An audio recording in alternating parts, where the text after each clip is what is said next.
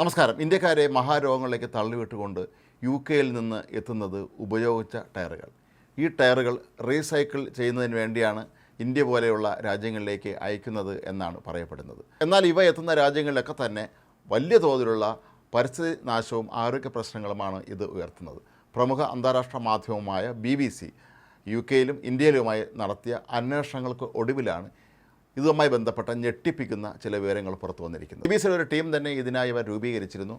ഈ ടയറുകൾ ഇന്ത്യയിലെത്തുന്നതും തുടർന്ന് ഇവിടെ നടക്കുന്ന നിരവധി പ്രവർത്തനങ്ങളുമാണ് ഇവർ വീക്ഷിച്ചതും ഡ്രോണുകളും മറ്റും ഉപയോഗിച്ച് ചിത്രീകരിച്ചതും. ദശലക്ഷക്കണക്കിന് ടയറുകളാണ് ഇപ്പോൾ ഇന്ത്യയിൽ എത്തിക്കൊണ്ടിരിക്കുന്നത്. റീസൈക്കിൾ ചെയ്യാൻ എന്ന പേരിൽ ഇന്ത്യയിലേക്ക് എത്തുന്ന ഇവ പലതും യാതൊരുവിധ അടിസ്ഥാന സൗകര്യങ്ങളുമില്ലാത്ത തട്ടിക്കൂട്ട് ചുളകളിലാണ് ഇവ ഇപ്പോൾ തയ്യാറായിക്കൊണ്ടിരിക്കുന്നത്. ഇത്തരം പ്ലാന്റുകളിൽ യാതൊരു തരത്തിലുള്ള സുരക്ഷാ സംവിധാനങ്ങളോ ഒന്നും തന്നെയില്ല.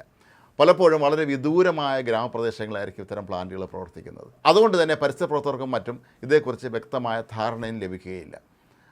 ഈയിടെ ബ്രിട്ടനിൽ നിന്ന് പുറപ്പെട്ട ഒരു കപ്പലിനെ BBC-യുടെ ഒരു സംഘം പിന്തുടരുകയായിരുന്നു. 8 ആഴ്ച കൊണ്ടാണ് ഈ കപ്പൽ ഇന്ത്യയിലെത്തിയത്.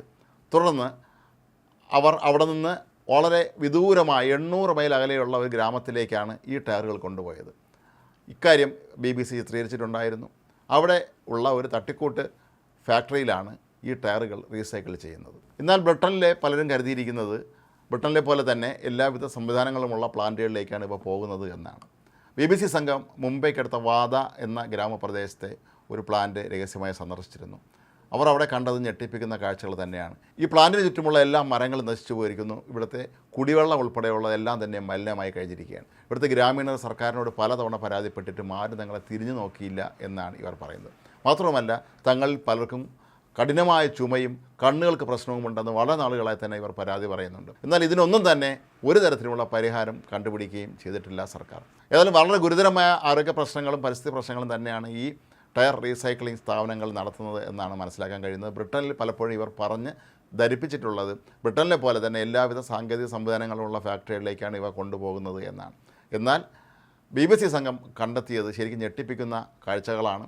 ഇത് നമ്മുടെ രാജ്യത്തെ സാധാരണക്കാരായ ജനങ്ങളെ സംബന്ധിച്ചിടത്തോളം വലിയൊരു വെല്ലുവിളി തന്നെയാണ് ഉയർത്തുന്നത്. ഇന്ത്യയിൽ തട്ടിക്കൂട്ട് സ്ഥാപനങ്ങൾ തന്നെയാണ് ഇത്തരത്തിലുള്ള റീസൈക്ലിംഗ് നടക്കുന്നത് എന്ന് ബ്രിട്ടനിലെ അധികാരികൾക്ക് നന്നായിട്ട് അറിയാം എന്നും, എന്നാൽ അവർ കച്ചവട താല്പര്യം മുൻനിർത്തി ഇക്കാര്യത്തിന് കൂട്ടുനിൽക്കുന്നു എന്നാണ് പലരും ആരോപിക്കുന്നത്. BBC പോലെയുള്ള ബ്രിട്ടീഷ് സർക്കാരിൻ്റെ തന്നെ നേരിട്ടുള്ള നിയന്ത്രണത്തിലുള്ള ഒരു മാധ്യമ സ്ഥാപനമാണ് ഈ വാർത്ത പുറത്തുവിട്ടത് എന്നുള്ളതാണ് ഇതിലേറ്റവും ശ്രദ്ധേയമായ ഒരു കാര്യം. ഓസ്ട്രേലിയ 2021 ബ്രിട്ടനിൽ നിന്നുള്ള ഇത്തരത്തിലുള്ള ഉപയോഗം കഴിഞ്ഞ ടയറുകളുടെ റീസൈക്ലിങ്ങിന് വേണ്ടിയുള്ള കയറ്റുമതി അവസാനിപ്പിച്ചിരുന്നു. സമാനമായ അനുഭവങ്ങളുണ്ടായ പശ്ചാത്തലത്തിലാണ് ഓസ്ട്രേലിയയും ഇക്കാര്യത്തിൽ കർശനമായ വിലക്ക് ഇത്തരത്തിലുള്ള ഉപയോഗിച്ച് കഴിഞ്ഞ ടയറുകൾക്കായി ഏർപ്പെടുത്തിയിരുന്നത്.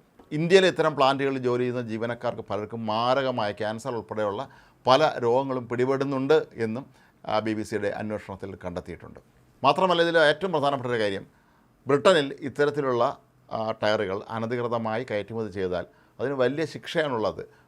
വലിയ തുക പിഴ മുതൽ ജയിൽ ശിക്ഷ വരെ ലഭിക്കും. പക്ഷേ എന്നിട്ടും ഇപ്പോഴും ഇന്ത്യ പോലുള്ള ഈ രാജ്യങ്ങളിലേക്ക് ഇത്തരത്തിലുള്ള ടയറുകൾ അയക്കുന്ന നിർബാധം തുടരുകയാണ്. ഇതിന് സർക്കാരിൻ്റെ കൂടി രഹസ്യമായ പിന്തുണ ഉണ്ടോ എന്നാണ് ഇപ്പോൾ BBC അന്വേഷിക്കുന്നത്. നമ്മെ ഞെട്ടിപ്പിക്കുന്ന മറ്റൊരു വിവരം, ഇന്ത്യയുടെ വിവിധ ഭാഗങ്ങളിൽ ഇത്തരത്തിൽ ടയർ റീസൈക്ലിംഗ് നടത്തുന്ന 2000-ഓളം ഫാക്ടറികളുണ്ട് എന്നുള്ളതാണ്. ഇവയിൽ പകുതിയിലധികവും യാതൊരുവിധ സംവിധാനങ്ങളുമില്ലാത്തതും ലൈസൻസ് ഇല്ലാതെ പ്രവർത്തിക്കുന്നതുമാണ്. അതുകൊണ്ട് തന്നെ ഈ മേഖലയിൽ താമസിക്കുന്ന ജനങ്ങളൊക്കെ തന്നെ മാരകമായ രോഗങ്ങൾക്ക് അടിമയാകുന്നതാണ് പതിവ്. എന്നാൽ ഇന്ത്യ സർക്കാർ എന്തുകൊണ്ട് ഇവിടുത്തെ സർക്കാരുകൾ ഇക്കാര്യത്തിൽ ഒരു താല്പര്യം കാണിക്കുന്നില്ല എന്നുള്ളതാണ് BBC ലേഖകരെ ഇപ്പോഴും അമ്പരപ്പിച്ചിട്ടുള്ളത്.